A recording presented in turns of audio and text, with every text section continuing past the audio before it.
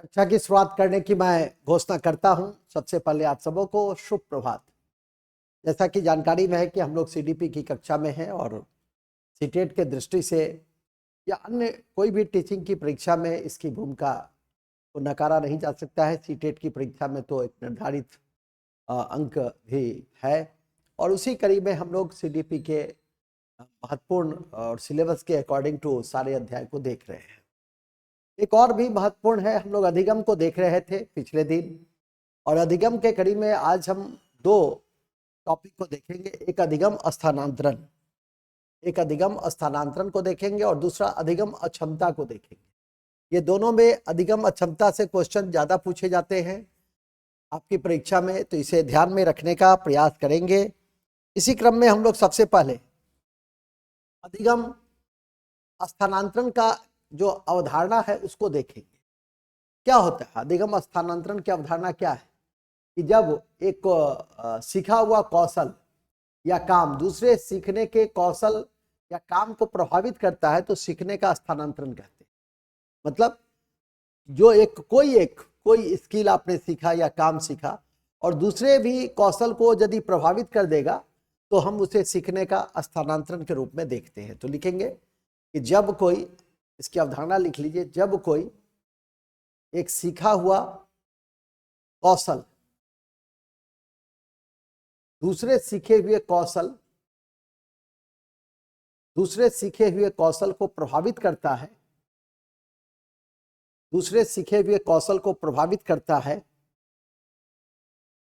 तो उसे सीखने का स्थानांतरण कहा जाता है। जिसके 4 प्रकार है। हम लिखेंगे स्थानांतरण के प्रकार।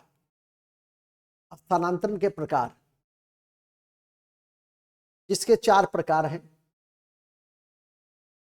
स्थानांतरण के प्रकार, सबसे पहला लिखेंगे धनात्मक स्थानांतरण। ये धनात्मक स्थानांतरण क्या होता है? धनात्मक स्थानांतरण है कि किसी कार्य को करने का ज्ञान, योग्यता, अनुभव अन्य कार्य को करने में सहायक होता है तो उसे सीखने का स्थानांतरण धनात्मक स्थानांतरण कहा जाता है। जैसे कोई हिंदी भाषा सीखता है तो संस्कृत भाषा सीखने में भी काम आता है, तो इस तरह के स्थानांतरण को क्या कहेंगे?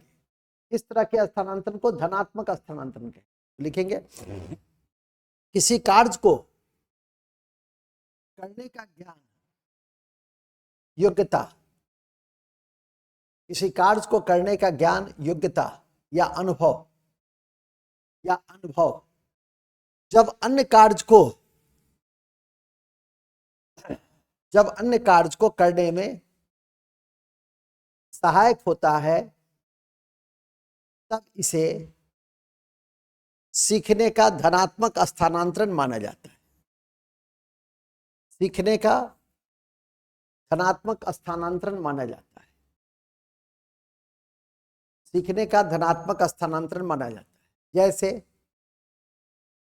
जैसे हिंदी भाषा का ज्ञान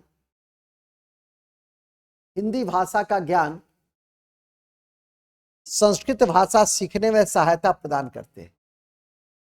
हिंदी भाषा का ज्ञान संस्कृत भाषा के सीखने में सहायता प्रदान करते हैं, उसे धनात्मक स्थानांतरण कहा जाता है। हिंदी भाषा का ज्ञान यदि संस्कृत सीखने में काम आता है तो उसे धनात्मक स्थानांतरण कहते हैं। ऋणात्मक क्या है?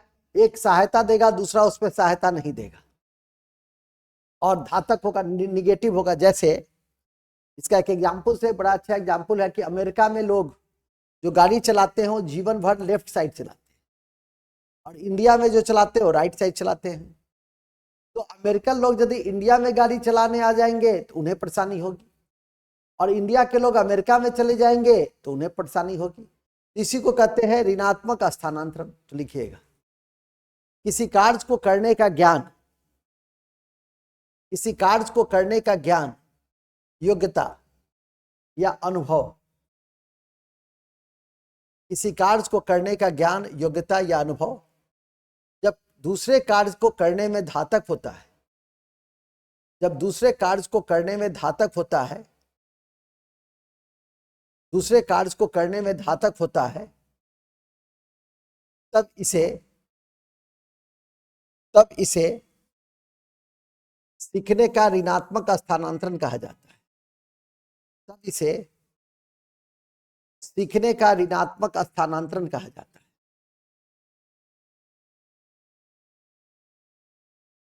ठीक है, जैसे अमेरिकन कोई व्यक्ति जिंदगी भर बाएं साइड से, जैसे अमेरिकन कोई व्यक्ति जिंदगी भर बाएं साइड से गाड़ी चलाई हो और भात आकर वो राइट साइड से गाड़ी चलानी पड़े तो उसे समस्या होगी और इस तरह के स्थानांतरण को ऋणात्मक स्थानांतरण कहा जाएगा। इस तरह के स्थानांतरण को ऋणात्मक स्थानांतरण कहा जाएगा। नेक्स्ट, अब एक है शून्य स्थानांतरण। शून्य स्थानांतरण क्या होता है कि सीखने की प्रक्रिया में जब पहले का अनुभव न तो बहुत सहायक होता है न बाधक होता है, तो उसे सीखने का शून्य स्थानांतरण कहेंगे। जैसे मैथ आप सीख लिए तो आप खाना बनाना सीखिए, क्या मतलब है, दोनों का कहीं कोई संबंध ही नहीं है, शून्य स्थानांतरण होगा। मैथ सीखने की प्रक्रिया अलग है, खाना बनाने की प्रक्रिया अलग है, तो ये क्या होगा, ये होगा शून्य स्थानांतरण। हाँ, मैथ के बाद यदि विज्ञान सीखते तो हो जाता क्या, धनात्मक। ठीक है, लेकिन मैथ के बाद खाना बनाना सीख रहे हैं तो ये हो गया शून्य स्थानांतरण। तो लिखेंगे सीखने की प्रक्रिया में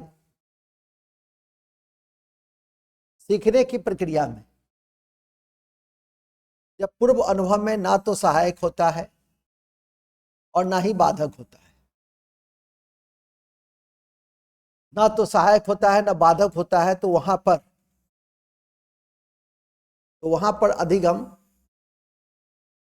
पे अधिगम का शून्य स्थानांतरण पाया जाता है। तो वहां पे अधिगम का शून्य स्थानांतरण पाया जाता है। जैसे मैथ सीखने के बाद खाना बनाना सीखना, जैसे मैथ सीखने के बाद खाना बनाना सीखना। ठीक है, चौथा है क्षैतिज स्थानांतरण।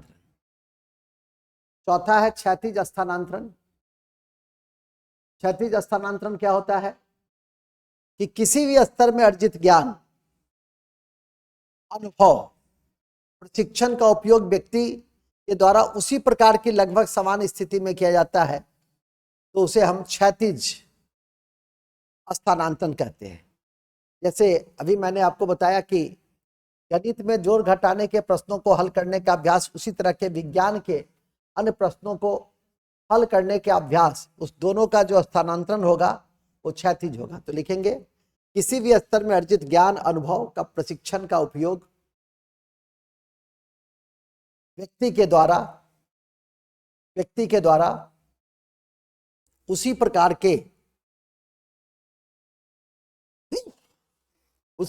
के लगभग समान स्थिति में किया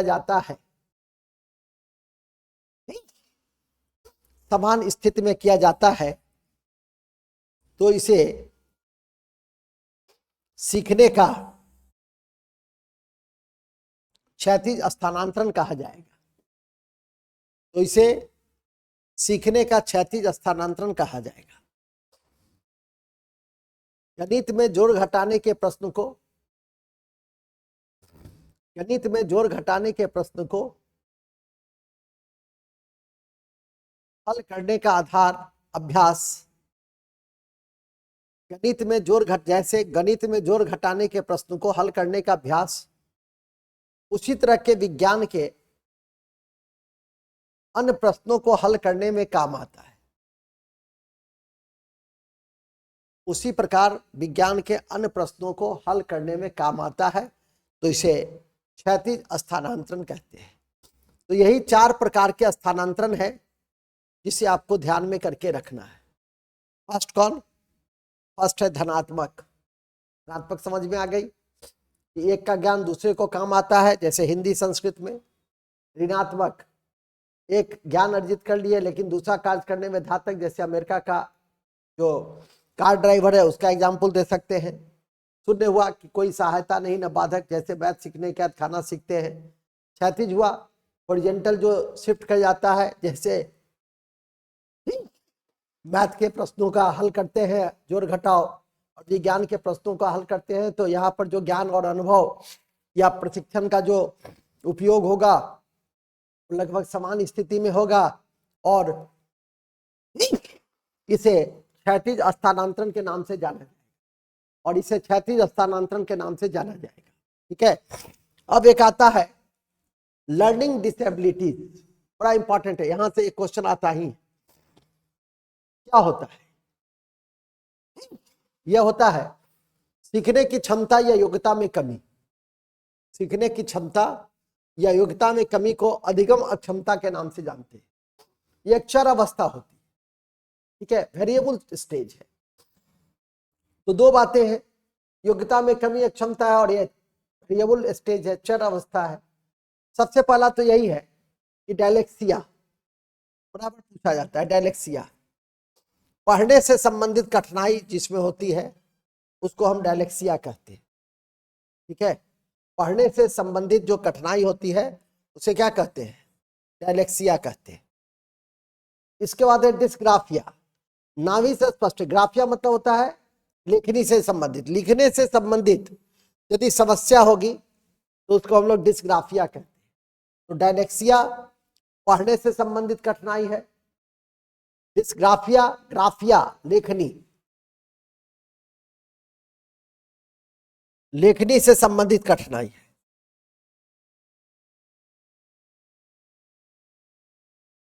चौथा तीसरा है डिस्कैलकुलिया। डिस्कैलकुलिया मतलब कैलकुलेशन, ये भी पकड़ लीजिए, कैलकुलेशन उन्हें गणितीय गणना से संबंधित समस्या। इसके बाद है डिस्मोर्फिया। मोर्फस भ्रम को कहते हैं, भ्रम वाली स्थिति को डिस्मोर्फिया कहते हैं। कि कोई बच्चा यदि हमेशा भ्रम की स्थिति में रहे तो उसे हम क्या कहेंगे? उसे हम डिस्मोर्फिया कहेंगे। डिस्फेजिया बोलने से संबंधित विकार। कई बच्चों को बोलने में कठिनाई होती है तो वो डिस्फेजिया है। इसके बाद है डिस्प्रेक्सिया, शारीरिक कौशल से संबंधित इस तरह का यदि रहता है तो उसको हम लोग डिस्प्रेक्सिया के नाम से जानते हैं, कि शारीरिक कौशल से संबंधित विकार है। और एक है डिस्थेमिया। डिस्थेमिया होता है तनाव से संबंधित, तो बच्चों को बड़ा तनाव होता है, ठीक है, हमेशा वो टेंशन में रहता है, तो इस तरह का विकार डिस्थेमिया कहते हैं। इसके अलावा आपका ADHD है, attention deficit hyper active disorder. इसमें बच्चा एक चीज पर ध्यान केंद्रित नहीं कर पाता है और बहुत हाइपर एक्टिव होता है, इस तरह का होता है। इसके अलावा है आत्म केंद्रिता, ऑटिज्म उसको कहते हैं। दोहराव और बार बार किए जाने वाले व्यवहार ऑटिज्म कहलाता है। ठीक है, यह दिव्यांगता का सामाजिक संचार में चुनौतियों का कारण बनता है, तो इसे भी ध्यान में रख सकते हैं। ठीक है, तो कुल मिलाकर ये जो 5-6 आपका अधिगम अक्षमता है उसको जरूर याद रखिए। डिसलेक्सिया, डिस्ग्राफिया, डिसलेक्सिया पढ़ने, डिस्ग्राफिया लिखने, डिसकैलकुलिया मैथ, डिसमॉर्फिया भ्रम, डिसफेजिया बोलना, डिस्प्रैक्सिया शारीरिक कौशल, डिस्थेमिया तनाव, और इसका हाइपर एक्टिव डिसऑर्डर तो समझ में आ ही गई कि कोई एक चीज पे ध्यान नहीं केंद्रित होता है। आत्म केंद्रिता ऑटिज्म, उसमें भी बच्चे जो है सो एक ही चीज को बार बार दोहराते हैं और ये भी एक चुनौती है। इसी क्रम में आरपीडब्ल्यू एक्ट को ध्यान रखिएगा, जो 2016 में संशोधन करके आया, 1995 की जगह लिया, जिसमें विकलांगता को 7 प्रकार से बढ़ाकर 21% कर दिए गए हैं, लिखेंगे। इसी कड़ी में आरपीडब्ल्यूडी एक्ट 2016 महत्वपूर्ण है। आरपीडब्ल्यूडी एक्ट 2016 महत्वपूर्ण है। इस एक्ट में विकलांगता को 7 से बढ़ाकर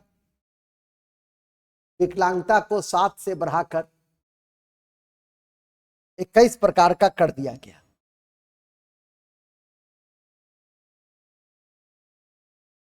ठीक है। और यह भी सुनिश्चित किया गया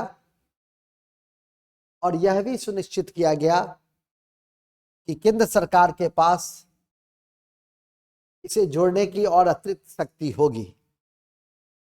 और यह भी सुनिश्चित किया गया कि केंद्र सरकार के पास इसे जोड़ने की अतिरिक्त शक्ति होगी।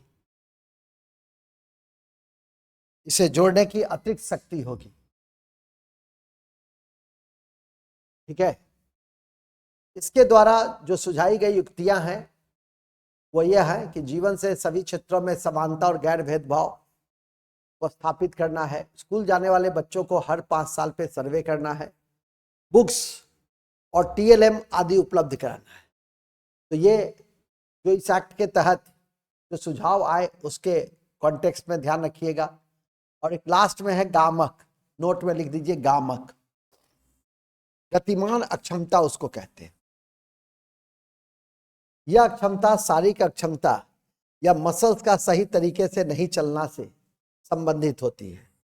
यह अक्षमता शारीरिक अक्षमता या मसल्स का सही तरीके से नहीं चलने से संबंधित होती है, जैसे चलना, कूदना, हाथ में कोई वस्तु का नहीं पकड़ पाना।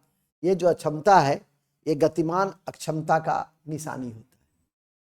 तो इसी को हम लोग गामक कहते हैं। इसी को हम लोग क्या कहते हैं? गामक या लोकोमोटर डिसेबिलिटी या गतिमान अक्षमता के रूप में जानते हैं। Last, thanks for watching. तो आज आपने अधिगम को पूरा देख लिया है। आज आपने अधिगम का स्थानांतरण पढ़ा और अधिगम के स्थानांतरण के साथ साथ आपने अधिगम की जो क्षमता है उससे संबंधित सारी बातों का आपने अध्ययन किया। उम्मीद करता हूं कि आपको यह कक्षा समझ में आ गई होगी। एक बार फिर वीडियो आप देख लेंगे, छोटा वीडियो है, आधे घंटे की तो वीडियो होती है। 2 बार 3 बार देख लेंगे तो फिर बहुत ज़्यादा लिखने और रिवीजन की भी आवश्यकता नहीं रहेगी। जय हिंद, जय Bharat. Thank you very much. Bye bye.